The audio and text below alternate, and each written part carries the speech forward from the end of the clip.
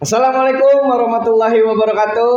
Waalaikumsalam warahmatullahi wabarakatuh. Teman obrol semua, kita balik lagi di kegiatan kita. Ini kangen banget kita nih saat ngadain lagi ya. Setelah kita beberapa waktu kita sempat vakum ya. Hiatus dulu gitu ya.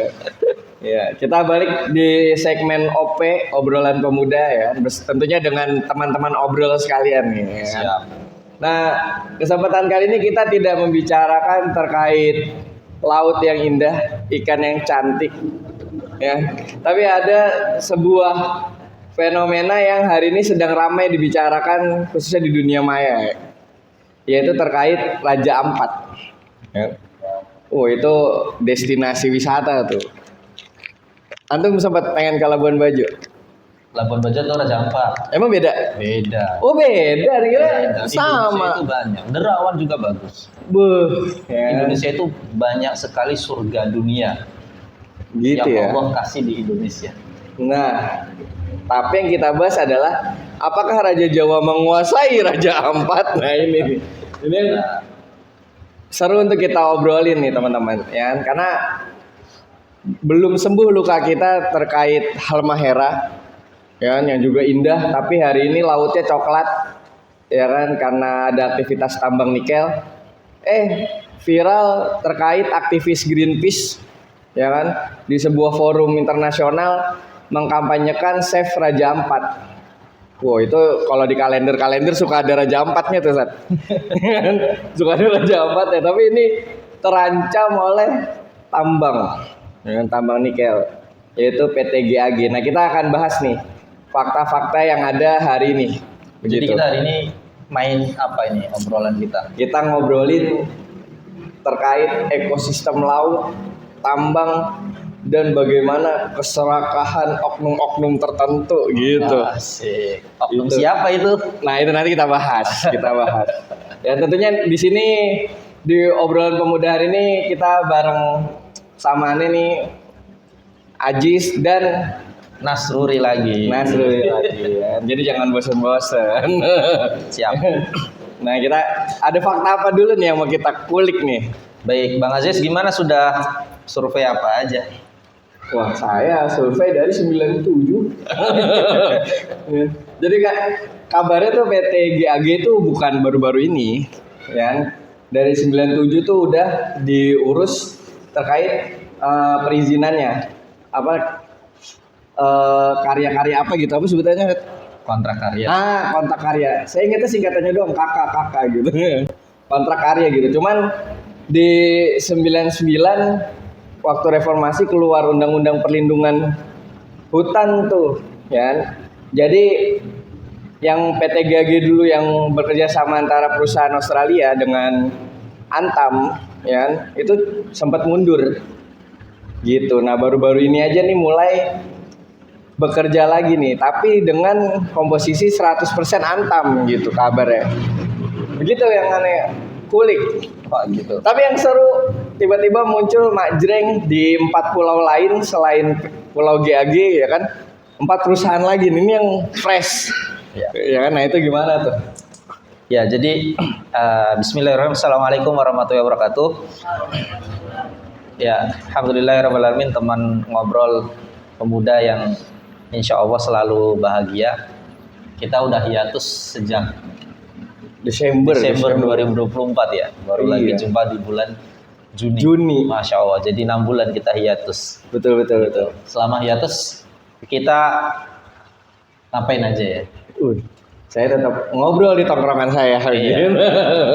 Ngobrol di tongkrongan saya. Jadi saking sibuknya di tongkrongan masing-masing ya. Nah, akhirnya kita dipertemuan lagi di obrolan pemuda. Betul ya. Dan sangat ini bahagia tuh sedih harusnya kita. Iya, itu juga ya. Sebenarnya harusnya kita sedih. Harusnya kita bahagia. Kok bahagia? Kenapa tuh? Kita baru saja menyembelih nafsu kita. Weh, dikurban, ya kan? Nah, cuma kita sedih juga karena bukan hanya berkorban kambing, ini berkorban ekosistem laut. Iya. Kambing sapi dikurbankan gitu ya. keindahan alam kita juga Iya, mau dikorbankan di gitu. satu waktu yang bersamaan. Betul, Ya kayak Allah. gimana gitu. Ya, maka kawan-kawan sekalian, kita merasakan bahwa Rempang belum selesai. Betul. Betul. Betul. Halmahera belum selesai. Kasus PIK 2 belum selesai. Pagar laut belum selesai. Dapat kejelasan kabar ya, sampai mana tuh. Ya. Kemudian kita tiba-tiba muncul kabar terbaru. Terkait Garuda di pinggir laut. Ya, Garuda di pinggir laut. Iya. Muncul lagi kabar baru. Iya. Raja Ampat dikeruk Betul. surganya. Diambil nikelnya. Betul. Ya. Lantas masalah apa yang ada di Indonesia yang kira-kira bisa selesai? Betul. Ya. Satu belum selesai, muncul masalah yang baru. Nah, kita sebenarnya sudah obrolkan di edisi bulan September kalau tidak salah, betul. September 2024 ketika kita bahas mengenai mega korupsi PT Timah. Betul. Masih ingat nggak? Yang Terkait tambang yang juga tuh. peserta Istiqomah itu kawan kita ini Betul. ngikutin. Bisa dicek di video Ya. di sini. Iya, Tugas ada adiknya di video di bawah sini. Ya, jadi 2024 kita sudah pernah bahas mengenai tambang. Betul. Nah, bahkan yang hadir waktu itu alumni tambang dari Hungari. Betul. Ya kan waktu itu ya. Ternyata dari situ tidak selesai permasalahan kita. Masih seputar tambang. Dan Sekarang ada lagi. saat ini Wan, kita bahas lagi mengenai tambang. Betul. Berarti betapa banyaknya sumber daya alam Indonesia ini yang berada di dalam bumi. Masya Allah. Dalam bumi, bukan laut. Kalau laut beda. Beda lagi ya. Bumi berarti di pegunungan, di hamparan padang luas, itu pun masih banyak. Betul. Gitu ya. Dan saat ini yang sedang ramai di seluruh sosial media itu adalah Raja Ampat. Nah, maka kita akan coba ulik tentang Raja Ampat. Jadi izin saya sampaikan ini tampilan. Jadi Raja Ampat itu sebuah gugusan kepulauan kecil-kecil ya yang saling berhubung kemudian membentuk sebuah terumbu-terumbu karang. Dan bagi para warga-warga asing, Raja Ampat itu adalah sebuah destinasi yang bukan hanya destinasi wisata, tapi destinasi ekologi juga di dalamnya. Mereka bisa melakukan riset terkait terumbu karang, riset terkait kekayaan-kekayaan ikan di dalam lautnya. Dan bahkan menurut survei itu 75% terumbu karang Raja Ampat ini adalah bagian dari dunia gitu. Laboratorium laut. Laboratorium laut. Jadi betapa indahnya Raja Ampat. Dan ini ada di Indonesia. Meskipun saya sendiri belum pernah ke sana. Mungkin suatu saat gitu ya, ada yang mengundang dari kawan-kawan. Alhamdulillah saya sudah via YouTube tapi. Ya, kalau Bang Aziz kan pernah ke Freeport. Orang kan lihat bagaimana gunung di atas mempunyai emas sampai berapa puluh kilometer ke bawah. Nah, ini Raja Ampat itu gugusan pulau yang ternyata di pulau-pulau itu tuh menyimpan potensi bahan sumber daya alam nikel. Nah, nikel itu apa? Ya. Nikel itu yang kita sekarang sedang diperbincangkan untuk bahan baterai. Betul. Bahan baterai itu untuk apa? Untuk proyek besar, yaitu proyek mobil listrik. Gitu ya. Kemudian proyek mega elektronik. Betul. Gitu. Maka negeri-negeri, negara-negara maju itu mereka berburu nikel sebagai bahan baku untuk sumber daya power mereka. Nah, sekarang bukan hanya gugusan cantik, tetapi mereka sudah ada pertambangan. Ya, sudah ada pengerukan eskavator yang tampak di mana-mana. Nah, maka teman-teman ngobrol, ini gambaran yang kita lihat ternyata ini bisa terjadi. Dari yang sangat cantik kemudian berubah menjadi sangat ironis. Gitu. Nah, maka permasalahan kita itu muncul mulai sadar ketika di tanggal berapa itu? Tanggal 4 Juni 2025. Ya. Ketika sosial media pemberitaan semua mulai rame atas aktivis dari Greenpeace. Betul. Ya. Aktivis dari Greenpeace ini mereka kemana? Mereka mendatangi Indonesia Kongres, ya, Critical Minerals Conference and Expo di Jakarta tanggal 3. Mereka membentangkan poster Save Raja Ampat, hentikan tambang nikel. Kenapa kok mereka menyampaikan itu? Ini yang saya rasakan. Jadi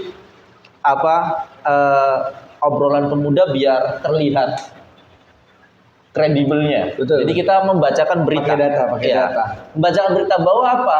Raja Ampat itu memiliki kekayaan sebesar 75% spesies terumbu karang di dunia. Coba bayangkan, 75%. 1.400 jenis ikan karang dan 700 invertebrata jenis moluska. Kemudian apa? Di sana juga bukan hanya satwa-satwa di dalam laut, tetapi mereka juga mempunyai Wilson's Bird of Paradise alias cendrawasih botak. Nah, ini burung yang tidak semua tempat ada, hanya di Papua. Makanya Papua disebut sebagai Pulau Cendrawasih. Nah, jenis burung ini itu banyak menarik perhatian oleh orang-orang. Nah, namun itu memang beroperasi di 4 pulau.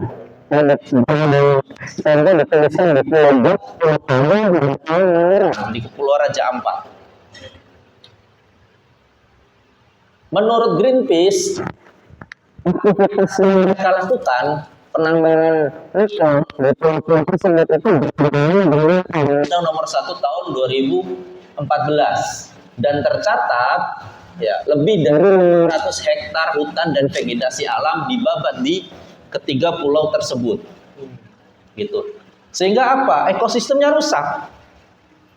Di datarannya rusak. Nah, kok kenapa terumbu karangnya terancam? Karena ada aktivitas kapal tongkang yang membawa hasil dari pertambangan itu melewati perairan Laut Raja Ampat tadi, gitu. Dan kayak masyarakat Indonesia tuh kenapa terluka? Kan memang ada di Karimun Jawa juga kena tuh, Ustaz. Kena. Terkait kapal tongkang batubara kalau di sana. Betul.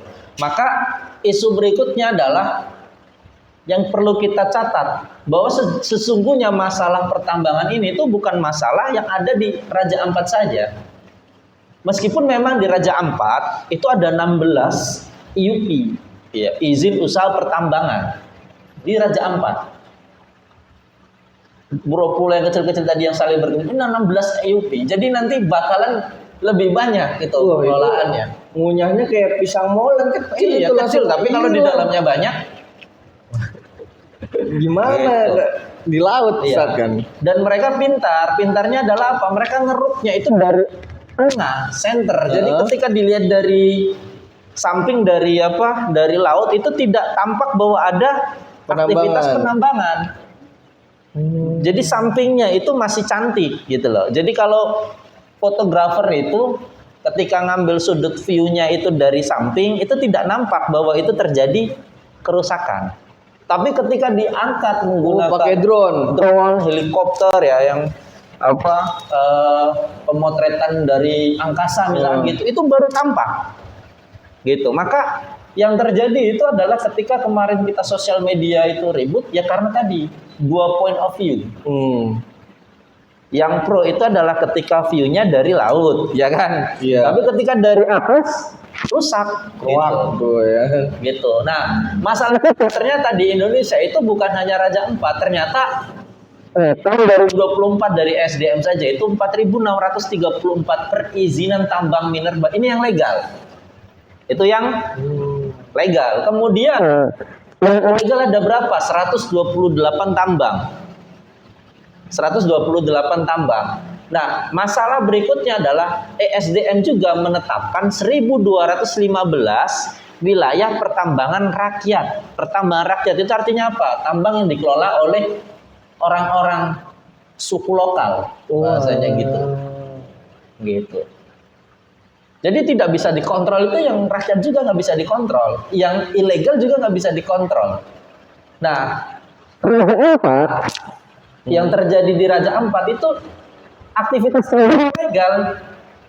Nah, gitu. Makanya kementerian-kementerian yang tersentil dengan aktivitas Greenpeace kemarin itu mereka segera melakukan konferensi pers bahwa yang terjadi di Raja Ampat itu semuanya sudah melalui prosedur administrasi undang-undang. Betul. Gitu.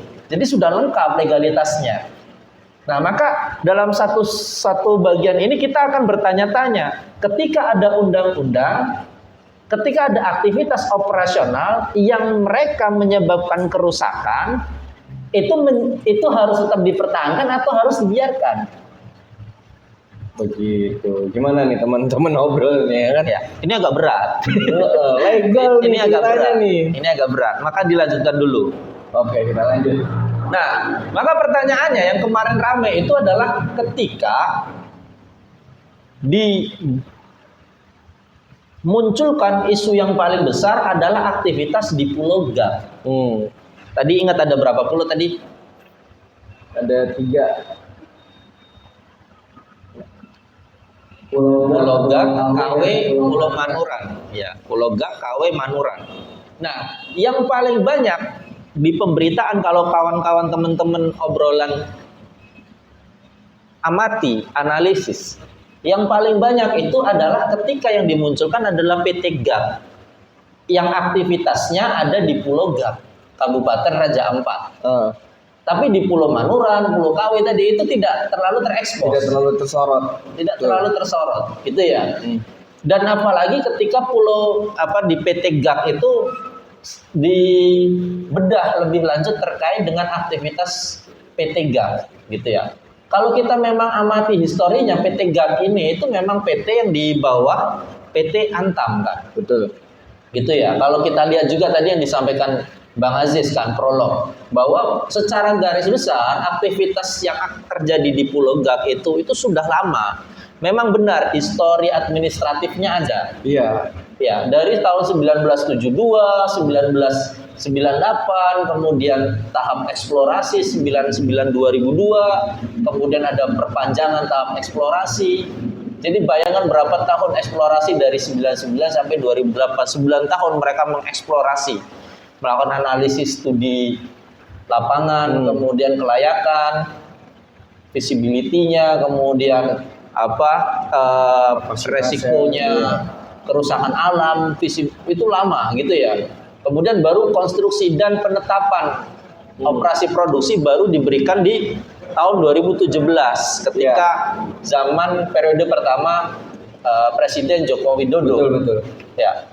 Makanya kalau secara kita lihat historik data ini, kawan-kawan sekalian, teman-teman obrolan pemuda, kita akan melihat ya tidak bisa dong disalahkan hanya di Presiden Joko Widodo, kan gitu. Betul. Bener nggak? Itu kan sudah masa lalu. Itu kan sudah zaman masa lalu, kan gitu ya. Kalau statement Pak Jokowi ini perkara teknis gitu kalau statement. Tetapi di 2017 lah itulah dikeluarkan aturan yang membolehkan aktivitas mulai produksi pertambangan. Gitu. Bahkan boleh dilakukan hingga 30 tahun ke depan sampai tahun 2047. Nah, jadi pertanyaannya, seandainya di Presiden Jokowi tidak dikeluarkan ya keputusan untuk melakukan operasi pertambangan, kira-kira jalan nggak eksplorasi di Pulau Gap? Tidak. Gitu, tidak berjalan. Jadi punya andil semua. Makanya pertanyaan sederhana kita, berarti kerusakan yang terjadi di alam-alam Indonesia ini itu bisa dikatakan sistematis atau insidental. Nah, bukan yang wow gitu. Iya, bukan hanya surprise. Hari ini surprise, enggak, sistematis ini. Karena setiap presiden mempunyai bagian porsinya masing-masing. Di presiden ini bikin Iya, ini. iya, gitu. Presiden ini bikin ini. Iya, betul. Seperti itu Bang Aziz tuh. Iya, iya, iya. Nah, maka kita harus lihat tadi bagaimana sih kok bisa terjadi pertambangan di Raja Ampat. Maka ini saya tukil juga di berita. Maka setidaknya itu ada 5 perusahaan tambang resmi yang beroperasi di wilayah Raja Ampat. Gitu. Satu tadi PT Gak Nikel. Ya, PT Gak Nikel. Kemudian yang kedua ya, PT Anugrah Surya. Gitu. Terus dicari lagi PT apa lagi? Nanti kawan-kawan apa melakukan riset ya. Ya, Mulia Raymond Perkasa. Kan ada yang dikasih izin bupati begitu kan? Iya, yang lokal itu. Yang 4 PT ya. Mulia Raymond Perkasa gitu. 2013. Nah, intinya adalah bahwa memang PT GAT ini itu adalah anak usaha PT Antam yang merupakan bagian dari holding BUMN. Kalau holding BUMN itu kan yang di edisi sebelumnya kita dulu September Iya. itu sudah digabung di dalam Main ID. Ya, kita ngobrolin Main ID Main tuh. ID waktu itu kita ngobrolin kan. Nah, ternyata memang PT GAT ini juga mempunyai bagian yang cukup besar untuk mengelola pertambangan yang memang ada khusus di PT di Pulau GAT. Gitu. Meskipun ya tidak sebesar bayangan aktivitas tambang timah kemarin. Betul. Ya, PT Timah itu tidak sebesar itu wilayah areanya. Ini wilayahnya itu ya hanya berapa itu? Dia konsesinya tuh 13.000 hektar. 13.000 hektar. Konsesi pengelolaan PT GAK-nya itu. Yang cuman kan yang jadi masalah dekat oleh warisan wisata laut Ya. gitu yang udah ditetapkan juga sama forum internasional. Ya, itu masalah yang memang kita hadapi gitu. Maka di masalah utamanya itu adalah ketika ini saya ambil dari webnya Jatam, jaringan advokasi tambang ya. Jadi masalah utamanya itu adalah ketika peraturan pemerintah nomor 25 tahun 2024 tentang perubahan dan atas peraturan nomor 96 2001 tentang pelaksanaan kegiatan usaha pertambangan mineral dari batu bara itu menurut Jatam nih itu tampak cermin watak rezim Jokowi yang rakus dan tamak. Ini yang ngomong bukan saya, yang ngomong Bukan Jatam saya. ya. Jokowi yang rakus dan tamak nih, Iya. bukan kita ya.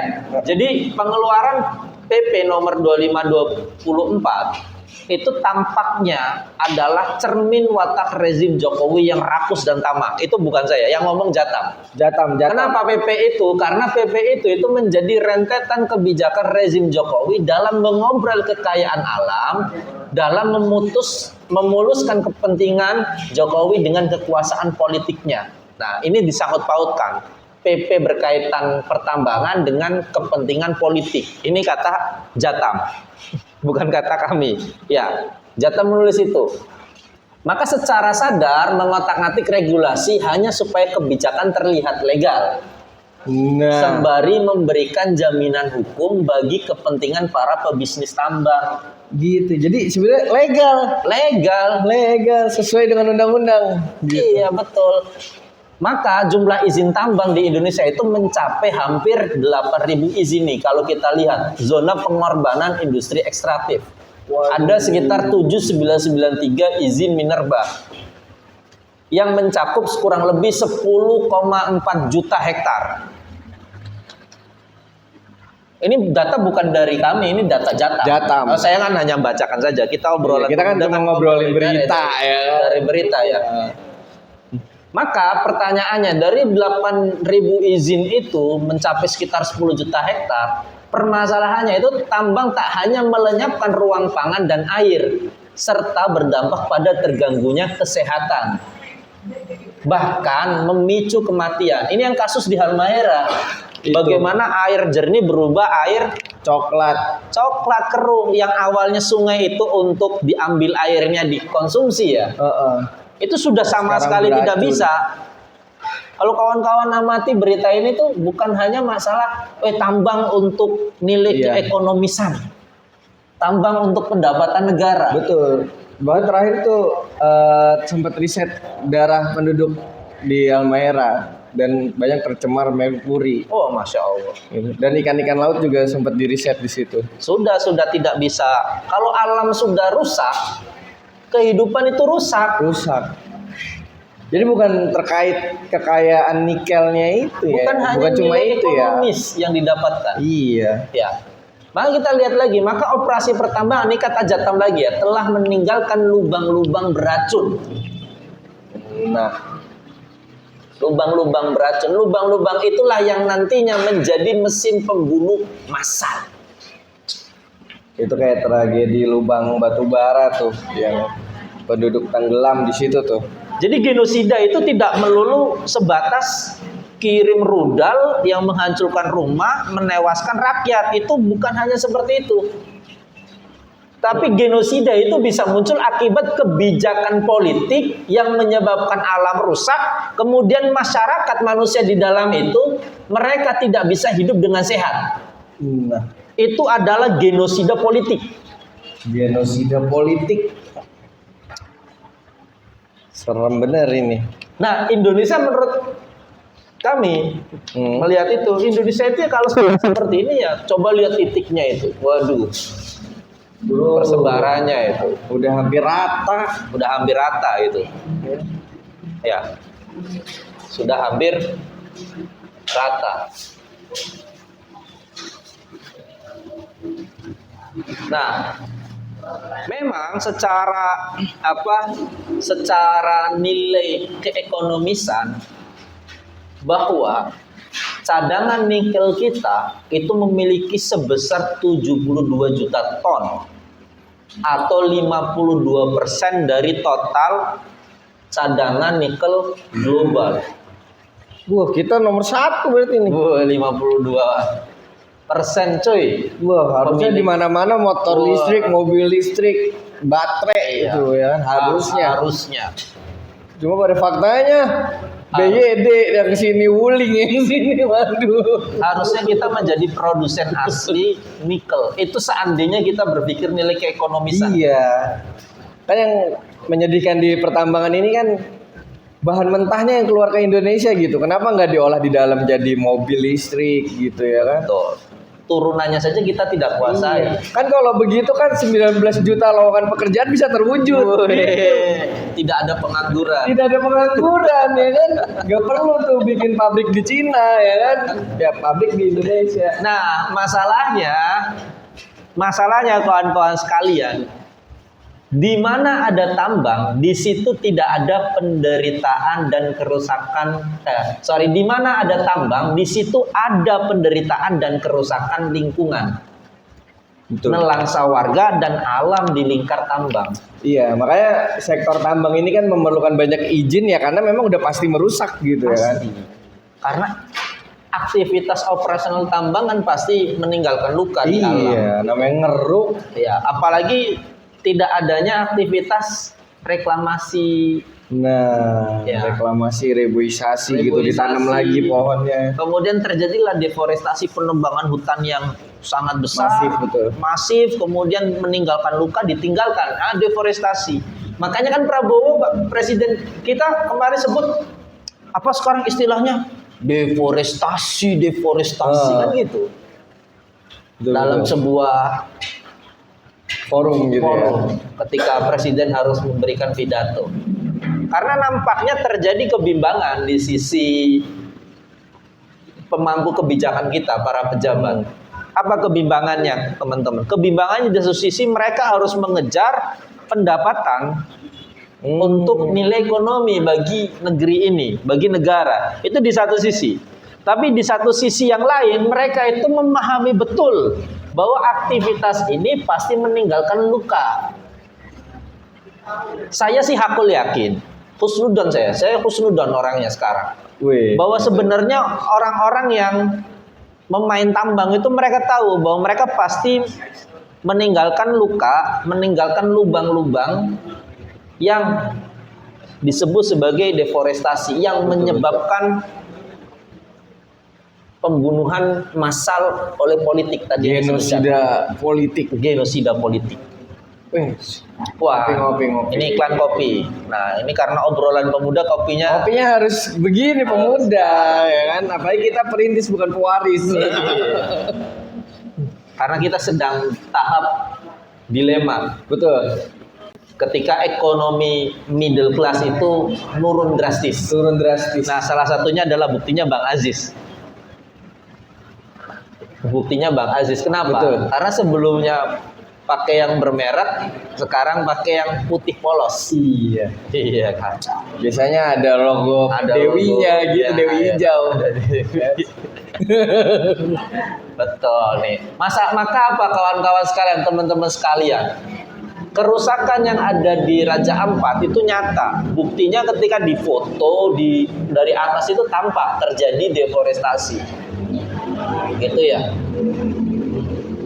Nah, maka sebenarnya apa sih masalah kita dari aktivitas tambang yang banyak di Raja Ampat? Satu, tadi terjadi kerusakan alam, iya. Tapi yang menjadi masalah besar sebenarnya kawan-kawan sekalian, rakyat itu muak kalau ternyata hasil sumber daya alam itu dikeruk oleh para penguasa, kemudian mereka jadikan bancakan korupsi. Waduh. Itu yang bikin muak. Apalagi kita belum sembuh luka terkait timah, Iya. terkait migas. Pasti rakyat mikirnya ala ujung-ujung bagi-bagi kan gitu ya. Ujung-ujungnya untuk bagi-bagi kue, Betul. masuk ke kantong masing-masing. Nggak ada itu istilah nikel pendapatan untuk rakyat, itu nggak ada. Makanya apa? Muncul itu. Kasus timah kita rugi 271 triliun. Korupsi tambang timah 271 triliun. KPK telusuri dugaan korupsi di tambang nikel Raja Ampat. KPK ternyata sudah kaji potensi korupsi tambang nikel. Ahli kerusakan lingkungan akibat tambang nikel di Raja Ampat minimal 300 triliun. Jadi kawan-kawan sekalian, PT Timah kemarin itu menjadi salah satu top of 3 Betul. korupsi di Indonesia dengan Top chart 271 triliun. Itu mereka menduduki itu hanya dalam beberapa waktu sebelum disalip Pertamina. Betul. Berapa Pertamina estimasi kerugiannya di korupsi? 981 triliunan ya. 1 kuadriliun Ya. sekitaran itu. Nah, estimasi kerugian dari nikel di Raja Ampat ini itu diperkirakan minimalnya 300 triliun. Minimalnya 300 triliun. Jadi runutan obrolan kita bisa ditangkap kan ya? Betul. Ya, bisa ditangkap. Maka apa? Yang menjadi critical moment itu adalah ketika kita menyangkut pautkan lagi dengan pendapat almarhum ekonom Faisal Basri yang mengatakan bahwa 90% keuntungan dari nikel larinya ke Cina. Tapi yang terbaru ini, di salah satu podcast Rafli Harun tuh dikabarin lagi sama almarhum bahwa sebenarnya kita minus malahan. Minus malahan, bukan 10% lagi keuntungan ke kita, tapi minus. Jadi bisa bayangkan seandainya nilai korupsi tadi 300 triliun, 90%-nya mengalir dinikmati oleh Cina. Uang-uang itu lari ke Cina semua. Itu yang ngomong bukan saya, yang ngomong ahli ekonom Faisal Basri. Ya. Bisa dibayangkan betapa terus kita dapat apa? Ya dapat kerusakan alam, dapat pembunuhan massal dengan lubang-lubang yang tertinggal akibat kebijakan politik. Genosida seram bener ini ya. Genosida seram bener.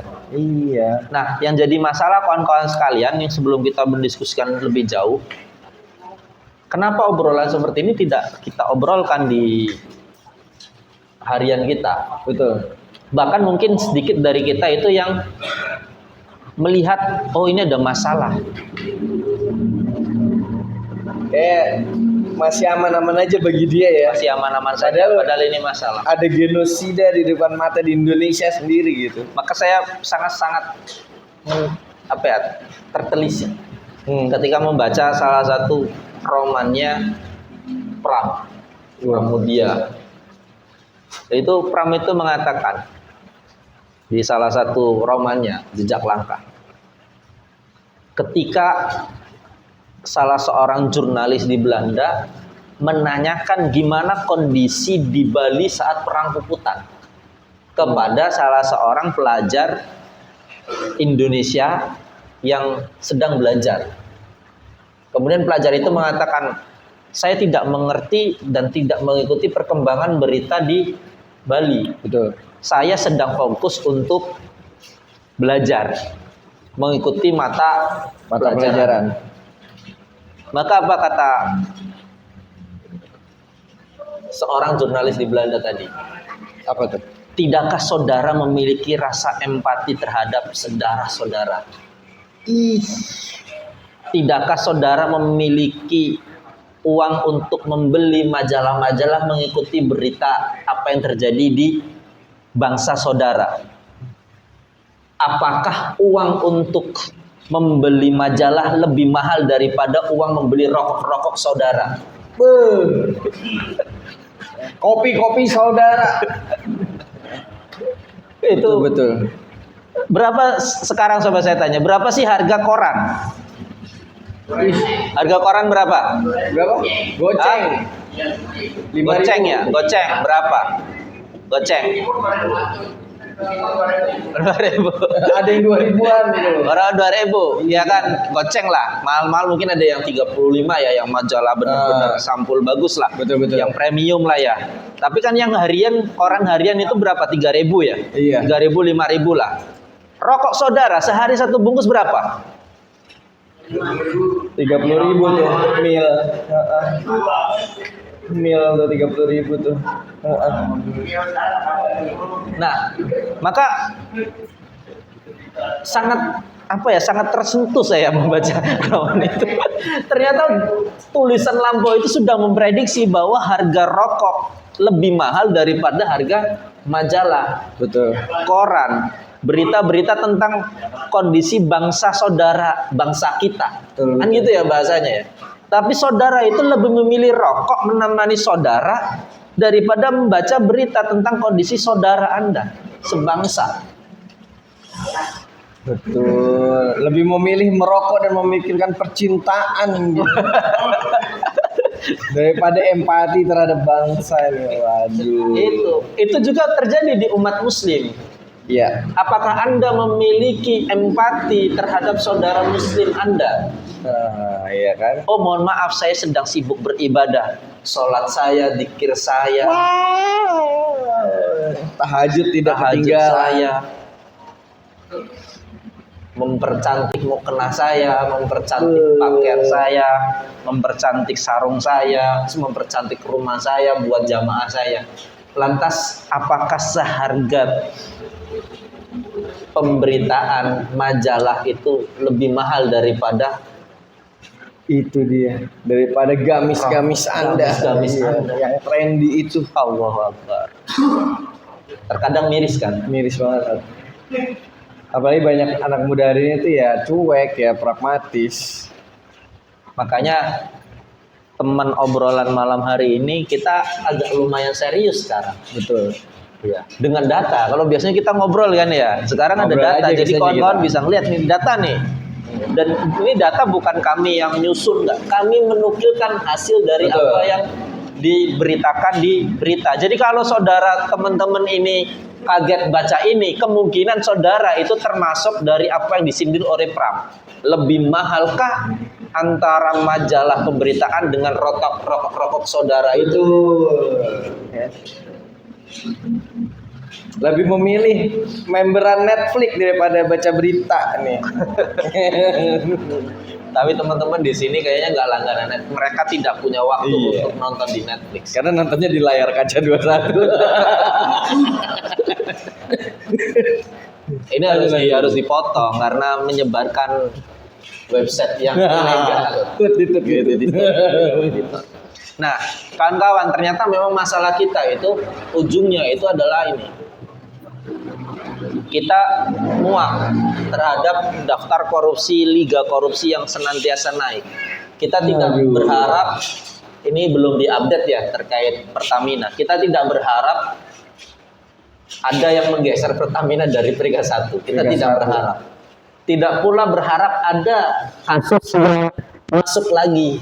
Dibandingkan Bank Senturi yang hanya 7 triliun. Kita tidak berharap itu, tetapi siapa yang mempunyai rasa husnudon kalau tidak terjadi korupsi dengan track record seperti ini dengan gitu ya. track record seperti itu. Dan ini 7 bukan 7.000 triliun ini. Iya, bukan 7 triliun itu 1 triliunnya itu 1.000 miliar tuh. Semiliar itu 1.000 juta. Itu kan 1.000 juta. Iya. Coba bayangin. Kalau tadi korupsi nikel itu minimal 300 triliun, setidaknya berarti dia akan menduduki posisi kedua. Kedua langsung kan Menggeser minimal soalnya. PT Timah yang pertama tetap Pertamina 300 triliun. Gitu. Nah, itu kawan-kawan sekalian. Nah, maka salah satu kesimpulan yang bisa kita lihat bahwa Indonesia itu sangat menyedihkan kondisi sekarang, ya ini datanya bahwa 50,3% harta kekayaan dikuasai oleh 1% penduduk di Indonesia. 74% tanah di Indonesia telah dikuasai oleh 0,2% penduduk Indonesia. Jadi kita rebutan 16%. 26% untuk 99,8% penduduk. Masya Allah. Itu pun termasuk saya yang tidak kebagian. Celaka betul ini. 70 sampai 80% sumber daya Indonesia telah dikuasai oleh pihak asing dan asing. Tadi yang titik-titik itu tuh 70-80 udah asing-asing ini. Udah.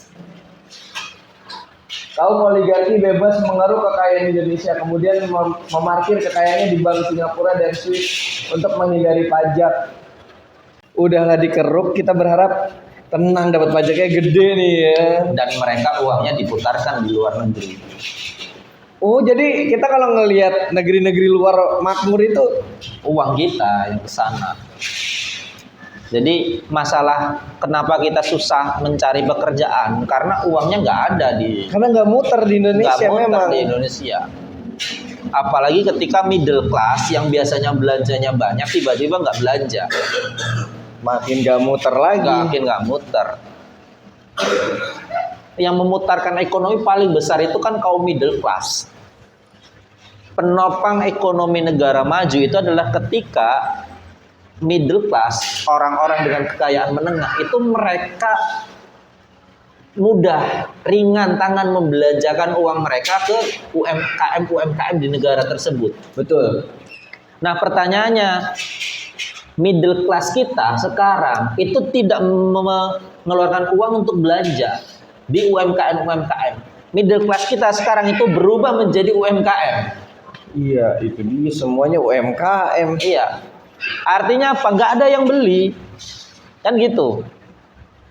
Tetapi kenapa kok ekonominya masih berjalan? Karena yang kaya tadi itu 0,2% nih. 0,2% penduduk, ya kan?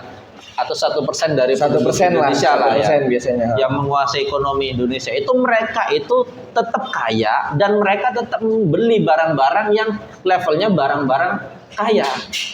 Dan biasanya bukan barang Indonesia itu. Ya, dan biasanya tidak beli di UMKM. Jadi kalau ada mereka bikin video TikTok, video sosial media yang mereka belanja di UMKM, di kantin itu hanya 0,0009 dari 1% itu. Itu pun mereka lakukan hanya untuk konten. Oh iya, untuk popularitas tetap ngambil atensi masyarakat. Ambil atensi saja. Karena atensi masyarakat yang middle sama bottom class itu mereka nonton apa yang biasa dilakukan oleh orang kaya. Iya. Jadi kenikmatan kekayaannya diwakili gitu ya. Diwakili, seolah merasakan kita juga ya. Betul. Jadi sekarang model masyarakat Indonesia itu seperti itu. Jadi kekayaan kita tertahan di 1% orang ini lalu masyarakatnya tetap dipajaki. Tetap. Karena tidak ada pendapatan lagi selain dari pajak. Kan tadi sumber daya alam kita nikel saja tadi Faisal Basri bilang. Berapa yang lari ke luar negeri terutama 90%. Sisanya apa ke rakyat 10%? Enggak juga, betul. Enggak juga. Rakyat sana yang mendapatkan manfaat dari nikel selain bekerja tambangnya itu berapa persen? Kan harus dilakukan riset. Iya. Ya kan? Apakah rakyat-rakyat sekitar Raja Ampat itu mendapatkan akses pendidikan yang mudah? Iya. Bahkan hari ini di Papua akses kesehatan aja, yang murah, fasilitas kesehatan yang memadai. Apakah mendapatkan seperti itu? Ini kan hal yang sekarang kita rasakan kesusahan kita kan salah satunya tadi pendidikan semakin susah, mudah, mahal ya. Susah untuk didapatkan, kemudian banyak kesehatan semakin aksesnya semakin susah dijangkau juga. Nah, ini kan menjadi masalah kita. Maka jebakan negara berkembang itu salah satunya ketika kekayaan hanya di level atas saja. betul. Makanya Islam mengatakan tidak boleh harta itu hanya tersimpan di aghnia, orang-orang kaya, tetapi harus terdistribusikan merata. Tidak boleh ada penumpukan kekayaan. Nah, masalah kita sekarang di bangsa ini kan tidak sesuai dengan ayat Al-Quran tadi. Iya. Gitu. Nah, maka gimana masalah biar rakyat itu merasakan hasil dari sumber daya alam? Kan menurut Undang-Undang Dasar 1945 sumber kekayaan alam dan lain-lain untuk siapa? Harus ke rakyat kan. Ke rakyat. Iya. Harus diberikan ke rakyat. Kembali Itu ke amanah rakyat. Undang-Undang Dasar. Seandainya kita benar-benar bilang, oh kita harus mengikuti Undang-Undang Dasar, ya laksanakan. Tapi faktanya kan tidak dilaksanakan juga oleh mereka yang mengatakan mereka sesuai Undang-Undang Dasar 1945.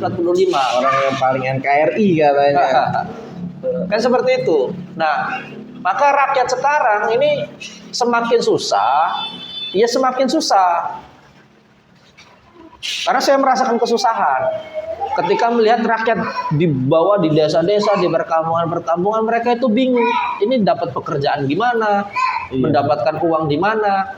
Ya meskipun rezeki itu datangnya dari Gusti Allah ya, tetapi hidup di atas tanah yang subur makmur. Iya, tapi susah nyari. Tapi susah itu logikanya di mana?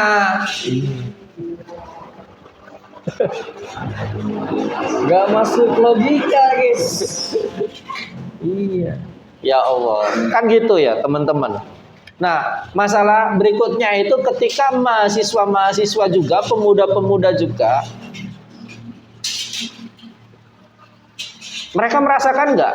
Menurut saya, husnudzon saya, pemuda-pemuda, terutama Gen Z, itu merasakan betul. Sehingga Gen Z sekarang itu berpikir kerja keras itu tidak sama, tidak sebanding dengan kekayaan dan kepuasan. Nah, loh. Ada yang Gen Z nggak?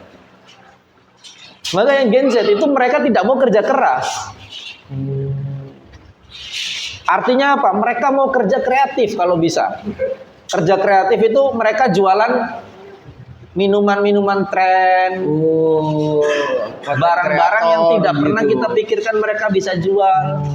Tapi menurut mereka itu lebih bisa memberikan mereka kepuasan. Kenapa? Karena kalau mereka hitung, mereka lulus kuliah di kerja, kemudian kerja di pabrik, perusahaan, dibayar dengan UMR, mereka sudah hitung berapa puluh tahun mereka akan punya rumah. Berapa puluh tahun mereka untuk menikah. Keresahan teman obrol hari ini nih. Iya, keresahan teman ngobrol ini. Mereka sudah hitung. Kenapa? Ketika mereka datang ke wedding apa Teman-temannya gitu ya. temennya, kemudian mereka ngelihat, budget lu berapa nih kak? Sekian. Wih. Terus dia lihat juga ke seminar-seminar pernikahan, ke pameran-pameran WO gitu ya. Fair gitu ya. Iya. Aduh, Mereka tanya berapa kalau budget yang 100 undangan private. Mereka dapat harganya, wah nggak bisa. Nggak bisa kalau saya harus kerja di perusahaan bahkan untuk 10 tahun ke depan. Coba itu. Ini hal-hal yang harus kita obrolkan. Iya, harus jadi keresahan di tengah-tengah anak muda ya. Nah, karena anak-anak muda itu terutama yang middle class ke bawah itu mereka susah menemukan angka yang menyebabkan oh ya aku kalau kerja seperti ini selama berapa tahun saya bisa mencapai ini. Sekarang sudah nggak bisa. Nggak bisa dihitung begitu. Sudah nggak bisa dihitung seperti itu.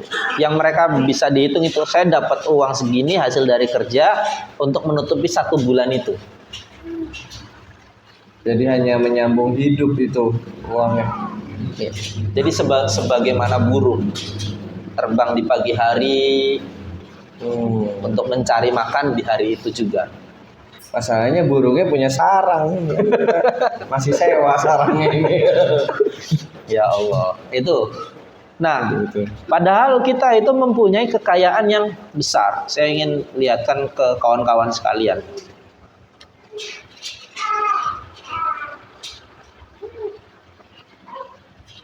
Nah, ini seandainya kekayaan kita kelola betul. Kekayaan Indonesia ya, kita kelola betul. Jadi total dari minyak mentah, gas alam, batu bara, emas, tembaga, nikel, hutan, kelautan ya. Potensi yang bisa kita raup itu adalah sekitar 5.510 triliun per tahun. Ini per tahun. Per tahun ini. Asumsinya. Nah, kalau kita lihat seandainya nih, ini kondisi di kiri itu kondisi kita saat ini. Ya. Kondisi kita saat ini. Kemudian di kanan itu seandainya kita menggunakan tadi hitung-hitungan tadi, maka kita itu surplus 4.500-an triliun. Gila nggak?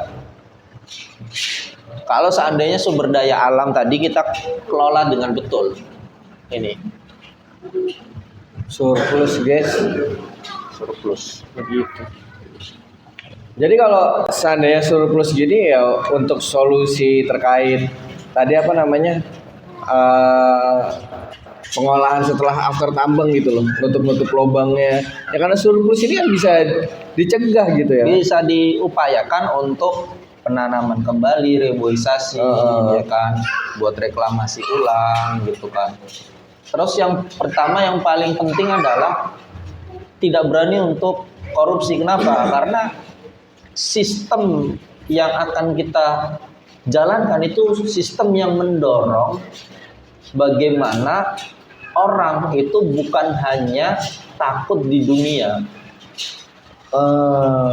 Punya uang itu boleh, tetapi kalau dia tidak takut terhadap yang menciptakan dunia, itu mereka akan menyebabkan keserakahan. Betul. Oligarki itu kan orang-orang yang berkumpul untuk memperbesar kemampuan mereka atas sumber finansial, ya, kapitalisasi yang mereka tidak tahu terhadap siapa yang menciptakan dunia. Mereka tidak takut. Bagi mereka Indonesia ini ya komoditi gitu ya. Bagi mereka Indonesia itu komoditas, sumber daya alam itu komoditas. Tapi bagi kita seorang muslim itu harusnya sumber daya alam itu adalah sebuah amanah yang diberikan oleh Allah Subhanahu wa taala. Kalau berbicara amanah berarti kan berbicara bagaimana cara mengelola sesuai dengan yang memberikan amanah. Betul. Yang kedua, hasil dari amanah tadi disalurkan sesuai tidak dengan perintah yang memberikan amanah.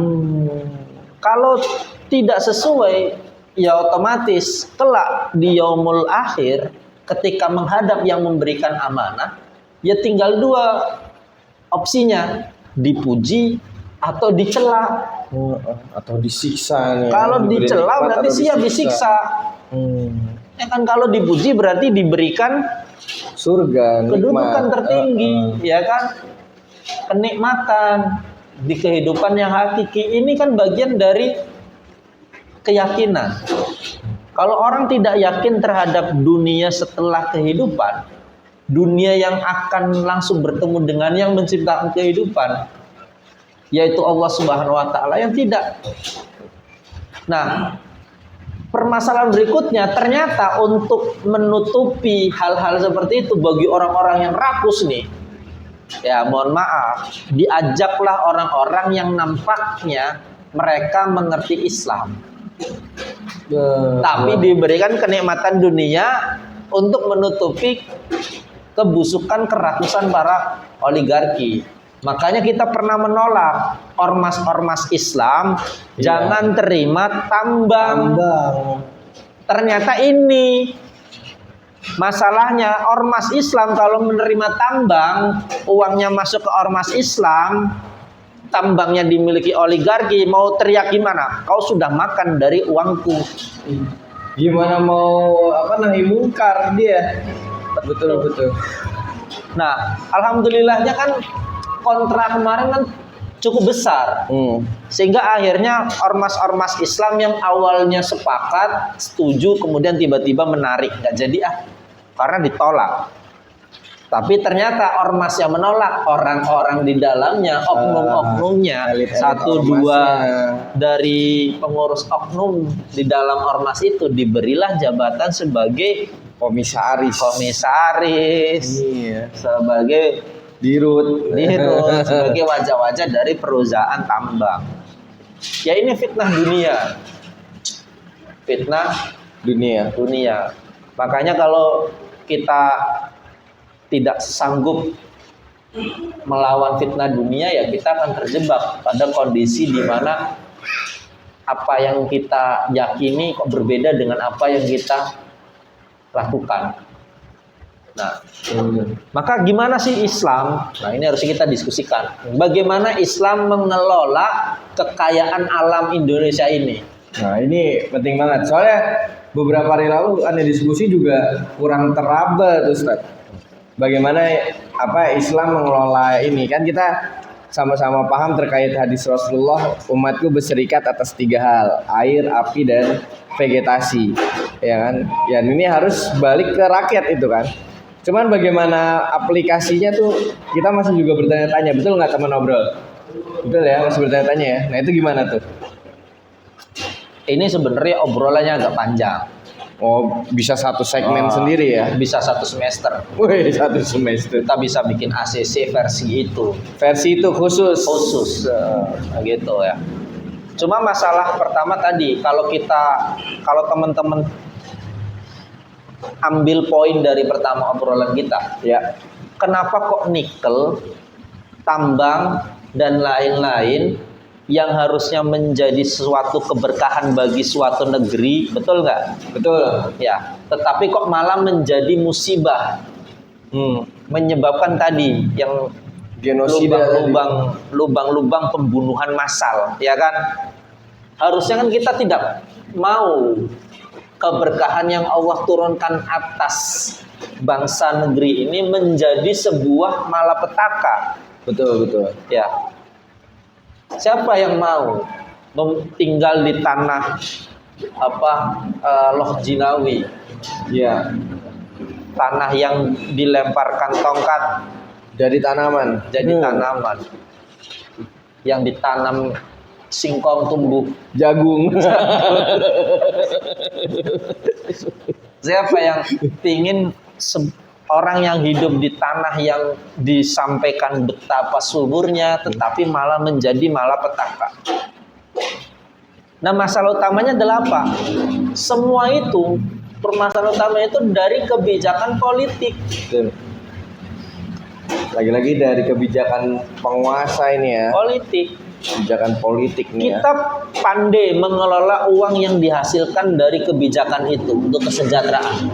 Tapi ketika kebijakan politik dari awalnya saja itu sudah penuh dengan keculasan, kerakusan, ketidaktakutan kepada hisab di hadapan Allah Subhanahu wa taala. Ya 10.000 masuk ke kantong juga dibagi juga dengan audit, dengan financial planning, dengan transparansi. Menurut Kita apakah itu sebuah kebermanfaatan? Betul betul. Di situ Bang masalah kita. Iya, jadi harusnya peraturan ini yang mengatur kerakusan atau nafsu ya. Ini malah peraturan yang ngikutin kerakusan dan nafsu gitu. Betul, aturan yang dibikin atas nafsu dan rakus. Iya, harusnya kan ini yang kontrol gitu kan. Jangan bikin tambang kalau belum ada amdalnya ya. Ini malah peraturannya dibuat supaya ada celah. Bikin dulu tambang, amdalnya menyusul. Amdalnya menyusul ya kan. Biar legal apa? Bikin aturannya. Itu. Jadi dibilang ini jolim tapi sesuai aturan, nah gitu ya. Berarti kan yang masalah sebenarnya lagi-lagi bukan bukan perkara di oknum ya, tapi bagaimana hari ini peraturan itu mudah disetir sehingga bisa mengikuti keserakahan dan nafsu tadi.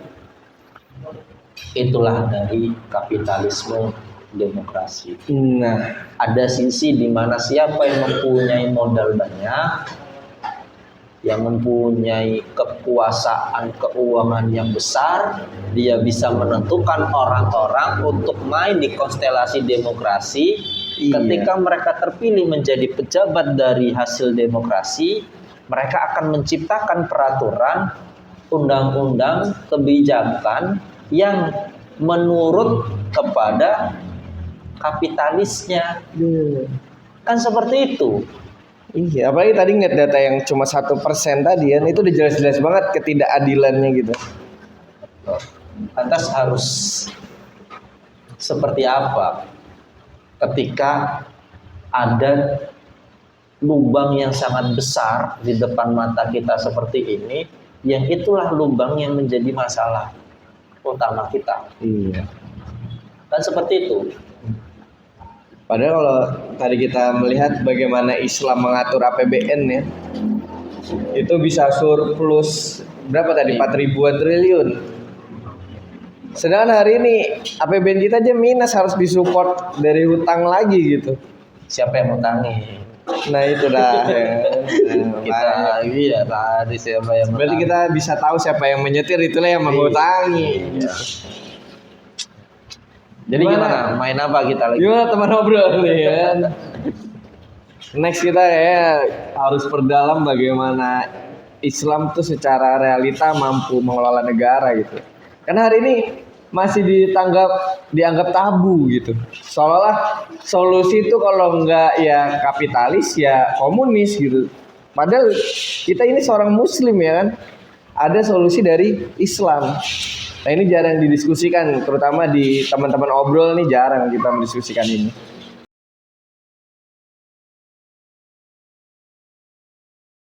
Ya, makanya kita ngobrol saja kan ini pengantar. Betul.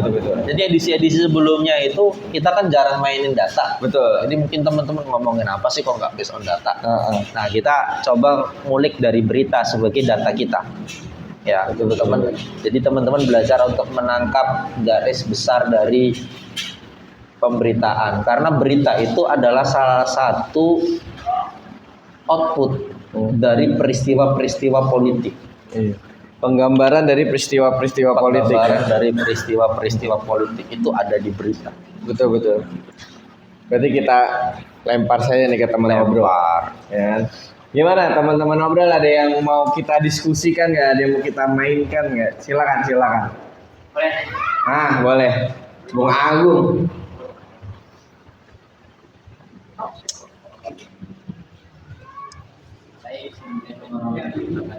Waalaikumsalam warahmatullahi. Ini pertanyaan ini mengenai tentang hutang. Bagaimana mungkin tiap negara itu memiliki hutang dan kenapa orang harus negara yang mempunyai hutang itu bisa menghutangi negara lain? Oke. Berarti tentang ekonomi. Ini cukup menarik nih. Orang negara-negara yang katanya udah kaya raya kan ternyata punya hutang, dan selagi dia punya hutang dia mampu menghutangi negara lain gitu ya. Ya kan?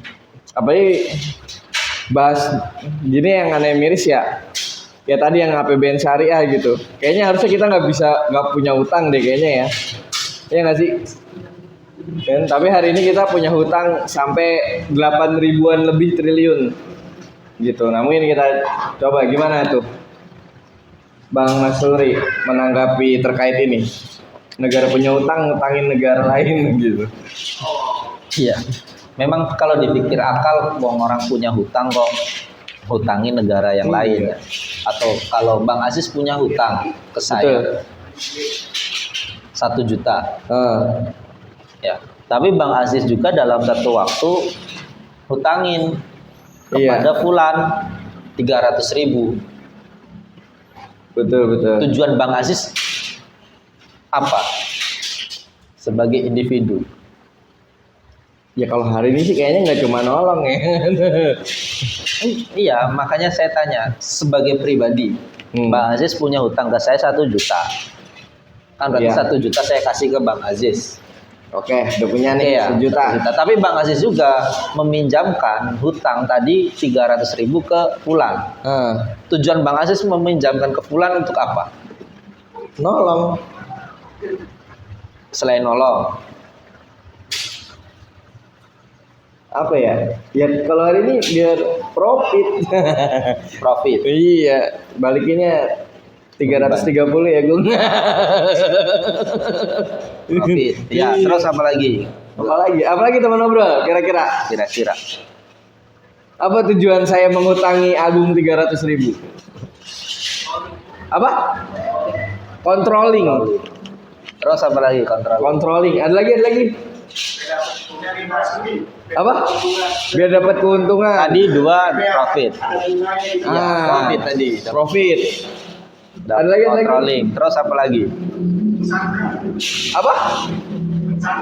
Menyandra ya kan? Mengontrol, menyandra itu. Terus apa lagi? Apalagi guys? Supaya bisa memanfaatkan fasilitas yang dimiliki Agung. Ya siapa tahu Agung punya motor ya kan, kita bisa pinjam gitu ya. Iya. Agung belakang rumahnya ada tanah luas yang bisa kita manfaatkan. Ya, kan gitu. Tak masuk logika. Jadi sebenarnya konsep hutang negara sama konsep hutang pribadi itu hampir mirip. Terutama bagi negara-negara yang maju. Gitu, negara-negara yang maju. Itu hampir mirip yang tadi disampaikan. Iya, mengontrol profit, mempunyai akses kepada fasilitas yang dia punya. Iya, yang punya Agung gitu ya. Kemudian tetap menampakkan bahwa diri negara yang maju tadi itu baik, tetap berkuasa dan baik. Ya pahlawan saya jadinya. Jadi akhirnya pengikutnya masih merasa bahwa yang diikuti itu masih layak untuk diikuti. Solusinya dari Ajis nih karena udah minjemin 300.000 gitu ya. Tapi dalam beberapa hal memang hutang negara itu tidak bisa dipungkiri. Tidak bisa dipungkiri. Hutang negara itu tidak bisa dikatakan negara tidak boleh sama sekali berhutang. Nggak bisa. Karena memang hutang yang didapatkan oleh negara itu bisa karena banyak faktor. Misalkan, ya negara tersebut sedang mengalami paceklik yang berkepanjangan, sehingga menguras seluruh tabungannya, APBN mereka. Maka otomatis mereka tidak mau dan tidak bisa untuk menafikan pinjam, betul nggak? Itu kan harus dipikirkan, ya. Atau terkena bencana yang sangat dahsyat, ya, wabah kolera, wabah COVID dan lain-lain yang menyebabkan tsunami, tsunami yang menyebabkan negara itu tidak memiliki harta untuk memutarkan di tengah-tengah rakyatnya, karena mereka tidak. Itu akhirnya mereka harus berhutang, ataupun mereka diserang oleh musuh. Ya, diserang oleh musuh, terjadi peperangan yang menyebabkan mereka itu harus mengumpulkan seluruh aset mereka untuk membeli peralatan, untuk akomodasi peperangan dan lain-lain. Belum kalau mereka kalah, mereka harus membayar hutang-hutang atas kekalahan mereka. Betul. Melakukan ganti rugi. Indonesia saja itu kalau teman-teman baca di Iya. sejarahnya, Indonesia itu kan harus menanggung hutang atas Belanda itu. kekalahan Belanda. Kekalahan Belanda. Ya kan? Jadi kita merdeka saja itu kita menanggung hutang atas Hutang kekalahan Belanda. Belanda. Atas Belanda itu telah mengeluarkan uang yang banyak untuk melawan Diponegoro gitu ya. Coba itu. Kan gitu, itu bisa terjadi gitu loh. Nah, pertanyaannya kenapa kok negara lagi kekurangan tetap harus mengutangi? Ya tadi, kalau seandainya dia negara superpower, itu menampakkan bahwa dirinya itu masih tetap gagah untuk diikuti oleh negara-negara pengikutnya. Betul, betul. Itu yang pertama. Yang kedua, untuk menampakkan kepada rakyatnya untuk tetap percaya, loyal terhadap penguasa saat itu. Iya, iya, iya. Itu penting. Yang kedua, yang ketiga itu untuk apa? Untuk memastikan negara-negara yang berkerabat, yang mempunyai hubungan itu tetap terjalin. Tadi yang disebut controlling dan sandra. Controlling dan sandra itu ya. Iya. Kalau menghutangi untuk merubah kebijakan, Ya itu bisa mungkin terjadi. Misalkan tadi si Fulan, kok saya dengar Fulan itu mau bikin pagar setinggi 2 meter menggunakan tembok. Kalau rumahnya dipagar 2 meter menggunakan tembok dinding semua, aku nggak bisa melihat yang dilakukan Fulan di depan halamannya, nanam apa dan lain-lain. betul. Nah, maka aku bilang, ini tak pinjemin 1 juta, tapi jangan bangun tembok, pakainya besi saja, pagar besi, Betul. ya kan, setinggi 3 meter nggak apa-apa. Bagi Fulan seneng nggak diutangi 1 juta, kemudian jadi pagar besi lebih estetik daripada pagar Hegel tertutup. Ya. Pasti memilih pagar besi. Kenapa? Karena sinar mataharinya lebih Masuk. betul nggak? Iya, padahal punya Ya. maksud lain. Padahal punya maksud lain. Bang Aziz pengen lihat dalam rumah Fulan itu ditanemin apa? Lagi nanemin cabe, aku ikut nanam cabe. Oh, lagi bikin itu gitu loh. Bisa nggak kayak gitu? Bisa. Terkadang kita dengan hutang itu bisa mempengaruhi kebijakan orang lain. Bahkan diri kita. Secara personal saja ya, kadang-kadang kita itu mendapatkan pinjaman, itu yang minjami itu memberikan syarat, nasihat. Kau, bang, aku mau pinjam uang 500.000, ini 500, tapi dipakai jangan buat beli apa ciki-ciki yang pedes ya. Nurut nggak? Nurut. Nurut. Bahkan kadang cenderung ngunci bibir kita ngoreksi yang ngutangin gitu. Gitu. Iya, ngunci. Iya nggak? Karena kita kalau mau minjem gini-gini dulu nih, lebih-lebih dulu nih. Gitu.